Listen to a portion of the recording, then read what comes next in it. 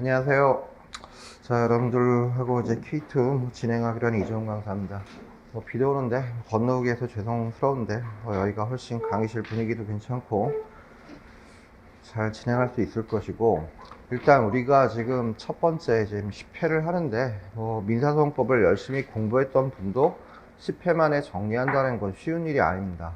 그런데 우리가 누구나 할 거 없이 로스쿨 계신 분들은 민법 하는데 상법 하는데 치여서 민소 잘 할 시간이 없죠. 그래서 거의 민소 노베이스다 이런 분들도 많은데 10회 사이에 민소법을 전반을 다 정리하기는 불가능해요. 그래서 앞으로 또 2기도 있으니까 1기, 2기에서 이제 각각 시험에 나올 수 있는 이제 중점 부분들을 정리해서 이제 보도록 할 것이고, 제가 투트랙으로 진행을 하는데 우리 객관식 사례 문제 이것도 중요하지만은 일단 알고 문제를 푸는 게 중요한 건데, 우리가 기본적인 내용이 좀 부족한 분들이 계시면은 문제 볼 때 스트레스만 쌓이지. 그래서 나는 민소법에 어느 정도 실력이 있다라고 하는 분들은 그 문제에 좀 치중하시고, 거기 해설 강의 동영상으로 열어드리니까 그거 좀 잘 보시고, 문제보다는 아직 내가 좀 기본적인 내용이 많이 부족하다 그럼 이제 오후에 하는 이 강의를 좀 중심으로 하셔가지고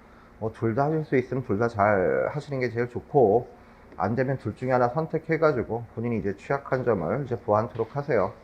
자, 오늘 주제는 당사자가 이제 사망을 했을 때 수많은 법리들이 있는데, 그 중에서 이제 가장 중요한 당사자 확정하고 그 다음에 소송 계속 중 사망인 중단 수계 문제, 이 두 가지를 이제 정리해 보도록 할 거예요.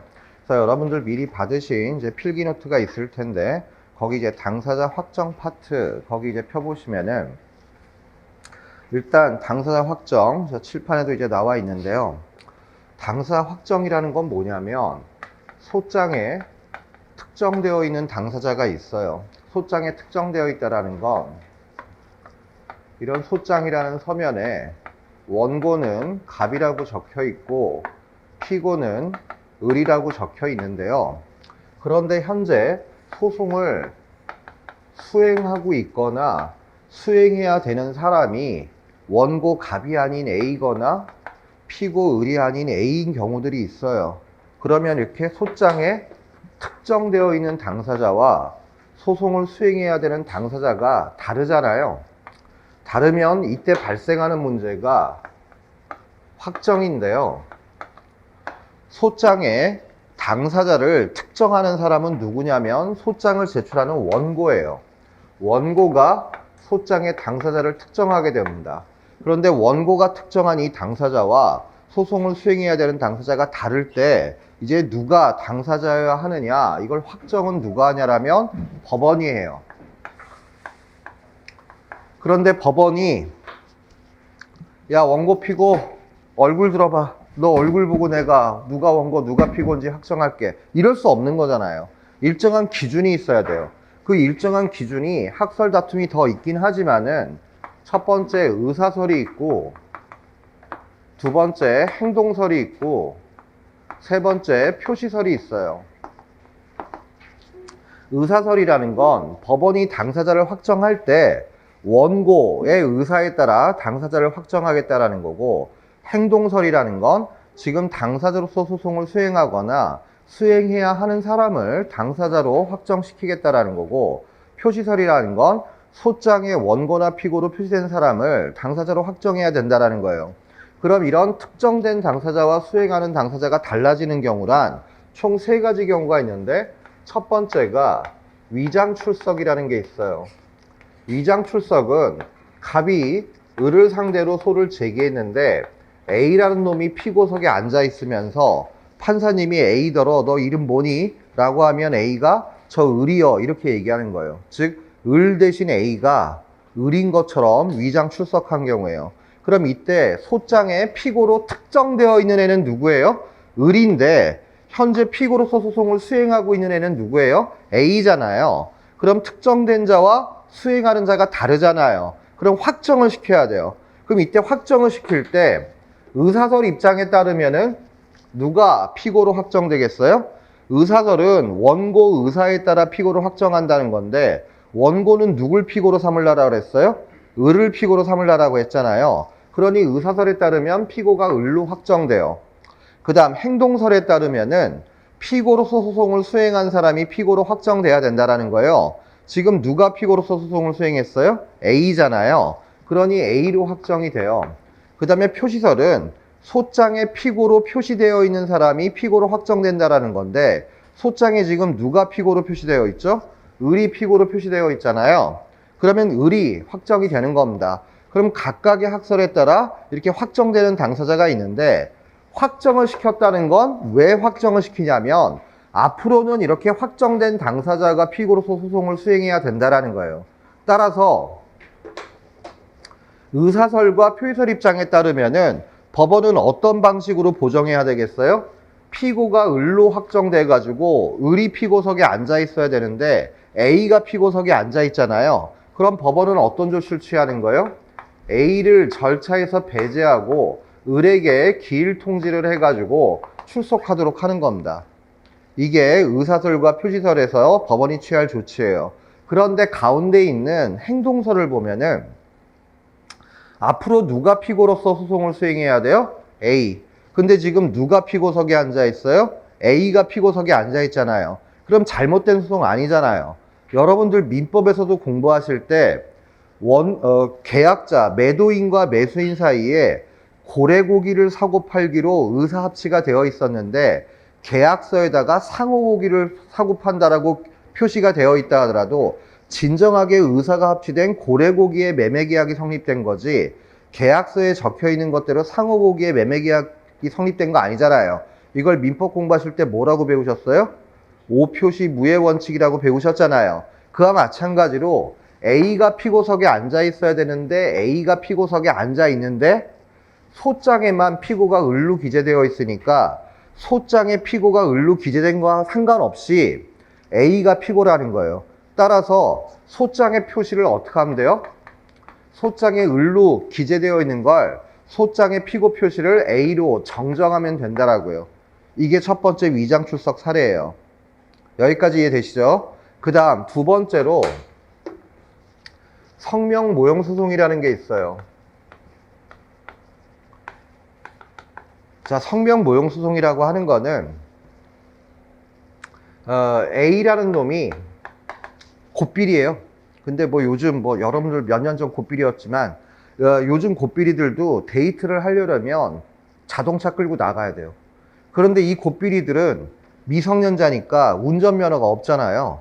그러니까 A가 자기 아버지 차를 무단히 끌고 나가가지고 여자친구하고 데이트하다가 이 자식이 무면허니까 교통사고를 일으켜가지고 갑하게 부상을 입혔어요.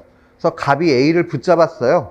그래가지고 너 이름 뭐야 이 새끼야, 너한테 손해배상을 물으려고 해. 그랬더니 A가 자기가 미성년자인데 아버지 차 끌고 나온 게 들키기 싫어가지고 면허증이 있는 자기 형의 이름 을을 칭하고 말았어요. 그럼 갑은 교통사고를 일으킨 애가 누구예요? A여서 A를 상대로 손해배상을 청구하고 싶지만 A가 자기 이름을 뭐라고 얘기했어요? 을이라고 얘기한 것 때문에 원고는 가, 피고는 을 해가지고 손해배상을 청구하는 소를 제기하게 된단 말이에요. 그런데 이 소송은 누가 수행하겠어요? 교통사고를 일으킨 A가 소송을 수행하겠죠. 즉 A는 맨날 집에서 문 앞에서 지키고 있다가 법원에서 소장 부본이 날라오면은 그거 자기가 인터셉트 한 다음에 자기가 법정에 나갈 거 아니에요. 들키면 아버지한테 맞아 죽으니까. 그래서 피고란에는 을이 피고로 적혀 있지만 교통사고를 일으킨 A가 소송을 수행할 거예요. 그럼 이것도 소장에 피고로 특정된 애는 누구예요? 을인데 현실적으로 소송을 수행하는 애는 누구예요? A니까 특정된 자와 수행하는 자가 다르잖아요. 그럼 확정이 필요해요. 그럼 이때 의사설 입장에 따르면 피고가 누구로 확정이 되겠어요? 의사설이라는 건 원고 의사를 가지고 당사자를 확정한다는 건데 원고 갑은 누굴 피고로 삼으려고 했어요? A를 피고로 삼으려고 했죠. 교통사고를 일으킨. 근데 A의 이름을 을로 잘못 알아가지고 소장에 피고란에 을의 이름을 적은 것 뿐이잖아요. 그 다음 행동설에 의하면 누가 피고로 확정되겠어요? A로 확정이 되겠죠. 그런데 표시설 입장에 따르면은 어쩔 수 없이 소장에 기재된 것대로 을이 피고로 확정될 거 아닙니까? 그러면 의사설과 행동설 입장에 따르면은 이때 법원이 보정하는 방법은 뭐예요? 확정된 애가 A인데 소송을 수행하고 있는 놈도 A니까 잘못된 소송 아니고 소장에 적혀 있는 피고 표시만 을에서 A로 어떻게 하면 돼요? 표시 정정을 하면 될 거 아니에요. 그런데 표시설 입장에 따르면 피고가 누구로 확정됐어요? 을로 확정됐으니까 이때 법원이 취하는 조치가 뭐라고요? A를 절차에서 배제하고 을에게 기일 통지해야 된다라고 했는데 여기서 배운 것처럼 그런데 이렇게 할 필요 있을까요? 을은 교통사고를 일으킨 애가 아니니까 교통사고를 일으킨 A를 절차에서 배제하고 을에게 기일 통지해서 출석시켜봤자 갑은 을한테 어떻게 되겠어요? 패소할 수밖에 없잖아요. 그러니 이때 갑이 승소하기 위해서는 취할 수 있는 방법이 뭐겠어요? 확정된 피고 을을 현실적으로 교통사고를 일으킨 A로 피고를 아예 바꿔야 되겠죠. 이걸 뭐라고 해요? 임의적 당사 변경, 즉 260조 피고 경정이라고 하는 거죠. 즉 A 배제 을에게 길 통제해봤지만 해봤자 을은 교통사고 일으킨 애가 아니에요. 그럼 갑은 을한테 승소할 수 없으니까 갑이 승소할 수 있는 A로 피고를 아예 바꿔야 되겠어요. 여기까지 이해되시죠?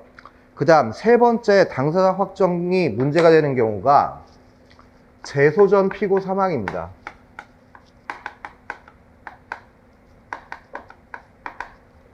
자, 재소전 피고 사망이라는 건 갑이라는 사람이 을을 상대로 소를 제기했는데 을은 이미 소가 제기되기 전에 사망하고 없는 상태고요.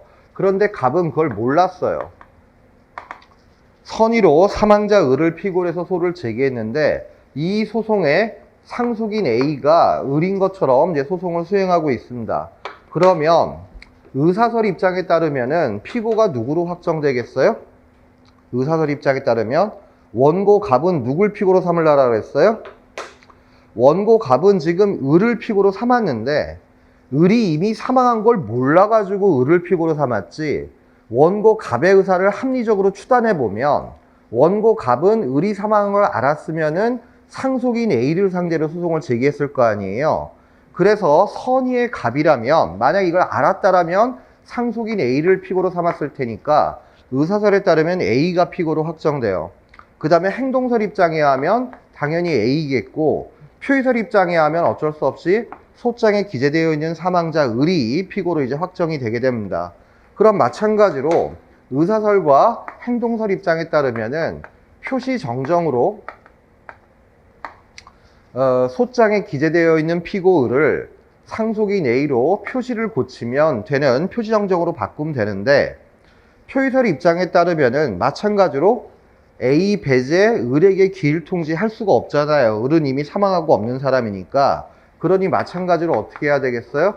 피고 경정을 해야 하겠다라는 거예요. 피고 경정을 해야 하겠다. 이것이 당사 확정에 대한 기본이에요. 그래서 거기 필기노트 맨 첫 번째 줄에 이걸 써드렸는데 여러분들이 복습하실 때는 여기 깡그리 지워놓고 여러분들이 이런 취지로 다 똑같이 쓸 수 있는지 그걸 연습을 해봐야 돼요. 이게 뭐 강의할 때 뭐 들으면 그런가 보다 하는데 정작 또 여러분들이 써봐 이러면 이게 잘 안 돼요. 이걸 확실하게 똑같이 쓸 수 있다라면 여기를 이해하시는 건데 그래서 그 필기노트 당사 확정의 의의요. 여기서 여러분들이 이해할 건 뭐다? 당사 확정 언제 한다? 소장에 특정되어 있는 당사자와 소송을 수행해야 되는 당사자가 다를 때 현실적으로 계속된 소송에서 누가 진정한 당사자라고 볼 것이냐 이걸 확정시키는 걸 말하는데 이 세 가지 경우에 이런 문제점이 생겨요.